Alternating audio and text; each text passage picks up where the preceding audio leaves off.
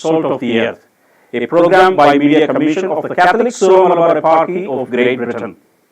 Today we are going to bring you another saint of the Catholic Church. As you all know, the structure of this program is like this.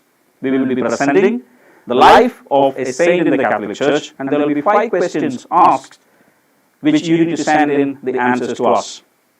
In the last few weeks, we are getting tremendous response from a lot of people, and you have been sending the correct answers.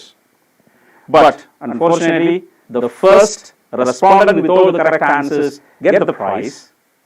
And as we announced earlier, if you have sent correct answers consecutively for the first 10 episodes, you can claim to be included into a lot where, if you're lucky, you will get a prize.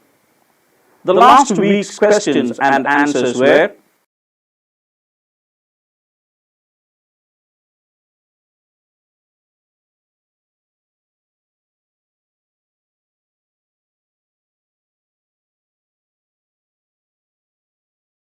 I know you are waiting to know who the winner was for last week.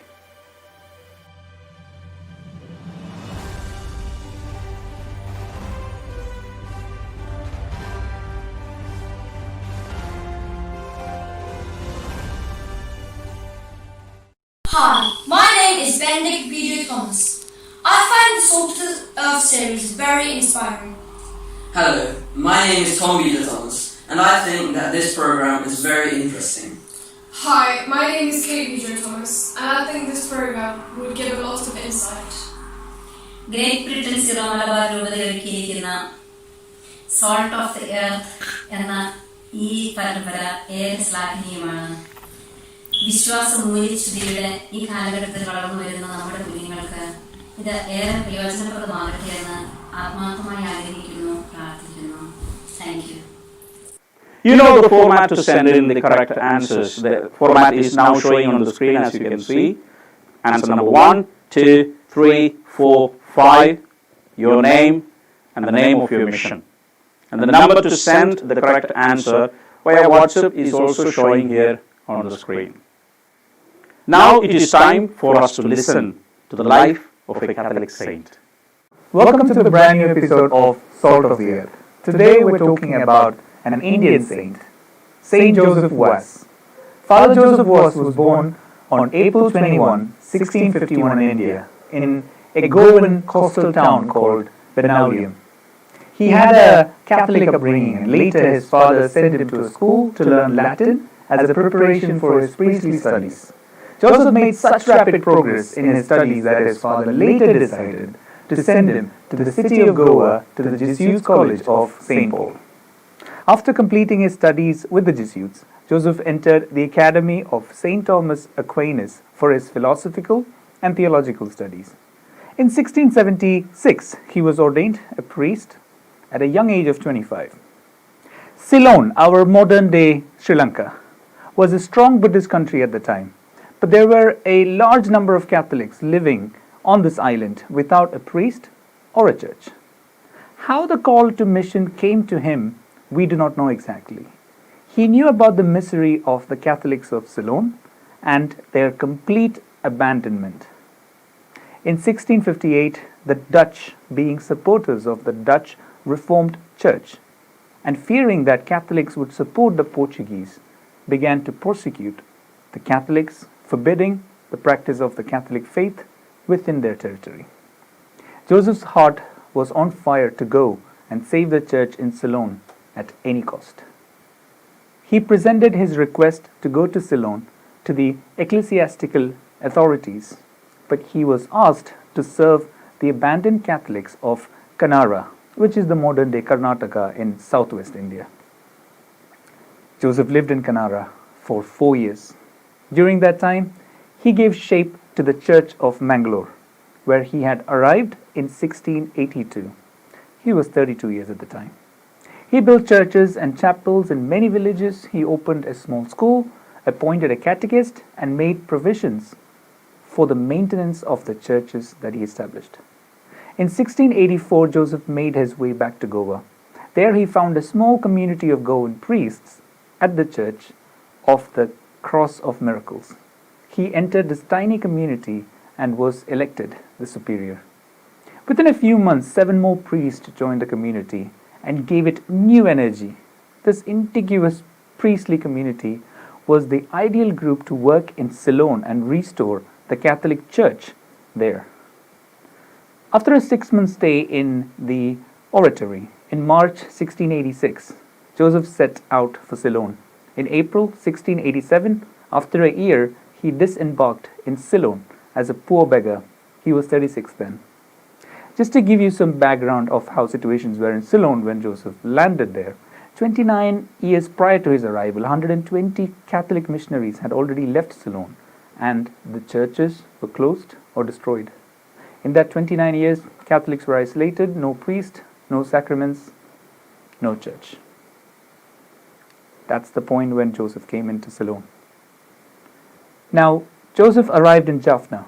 He started his life in Ceylon without any logistic support. He didn't know anyone there. With a rosary on his neck, he begged from door to door for his survival. That was how he made contacts with the Catholics in the little island. Joseph was the first non-European Catholic missionary to come to Ceylon. He came not sent by a civil, royal, or ecclesiastical authorities, and he came in simplicity and poverty without the support or protection of an institutional church behind him. The Dutch commander of Jaffna noticed the revival of Catholic life in his district. On Christmas night 1689, 2 years after Joseph had started his apostolate, the commander detected the presence of the priest. 300 Christians were imprisoned, but Joseph was not among the prisoners. No one knows how he escaped. Then, with the help of some Catholics, he went on to a place called Puttalam, since this was part of the Kandy kingdom outside the Dutch authorities. Joseph had chosen Kandy the center of his apostolate to avoid the vigilance of the Dutch. But as soon as the king Vimaladharma Surya II was informed about this, Joseph was bound in chain and conducted to a prison in Kandy as he was seen as a foreign spy. Joseph had studied Tamil, and now in Jaffna, in the prison, he studied the local language Sinhala. In 1693, the king set this priest free. As soon as he was obtained the freedom to minister to the Catholics of the city, Joseph had the people build a simple church and dedicated it to Our Lady. In 1696, there was a prolonged drought in Kandy. The king was very much distressed and asked the highest Buddhist religious leaders of his kingdom to perform their ceremonies to call down the rain. The king then asked Joseph to pray to his God and obtain rain for the kingdom. Joseph answered the king's request by a prayer in the public square the next day. It brought such abundant rain that Joseph won the sympathy of the king at this point, and liberty for himself and permission to bring more priests from the Goan oratory. In a letter dated February 10, 1696, the Bishop of Cochin appointed Joseph as the Vicar General with a full jurisdiction, spiritual as well as temporal, over the entire island of Ceylon. He was 45 years of age at this point, and in 1696, the oratory fathers of Goa began to arrive in the island, and so a properly constituent mission was established. Joseph undertook long missionary journeys throughout the portion of this island. He even entered the city of Colombo and continued his journey and his missionary apostolate in further interior areas of Sri Lanka. In 1699, he went beyond Malvana and baptized more or less 1,000 people. Between the years 1700 and 1705, Joseph undertook further missionary journeys throughout Sri Lanka.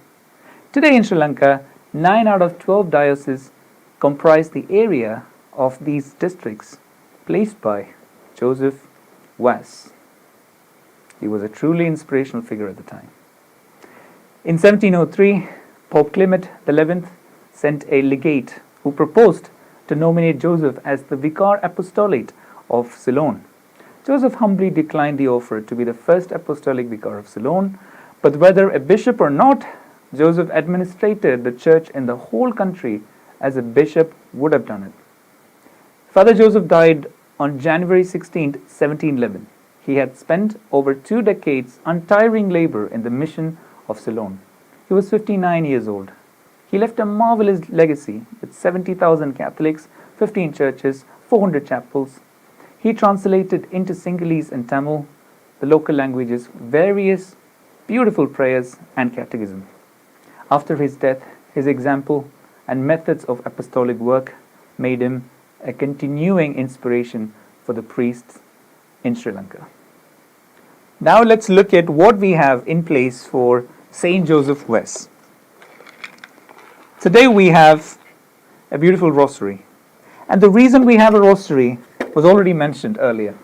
The fact that he was wearing a beautiful rosary around his neck when he landed in Ceylon. And it was by wearing this rosary, he went around door by door, knocking to make contacts with the Catholics. Now we have the question time. Let us listen to the questions. The first question we have is, in which year was St. Joseph Wes born? Second question, in which year was he ordained a priest?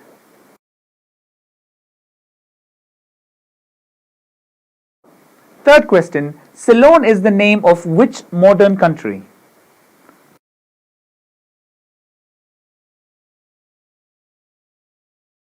Next question, was he the first non-European Catholic missionary to come to Ceylon?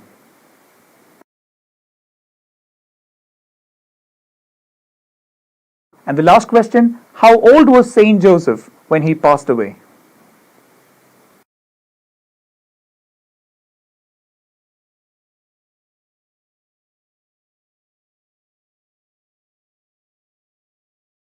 We hope all of you are enjoying this show, and in the next episodes we will bring you another saint of the Catholic Church. Till then, goodbye. May God bless you all.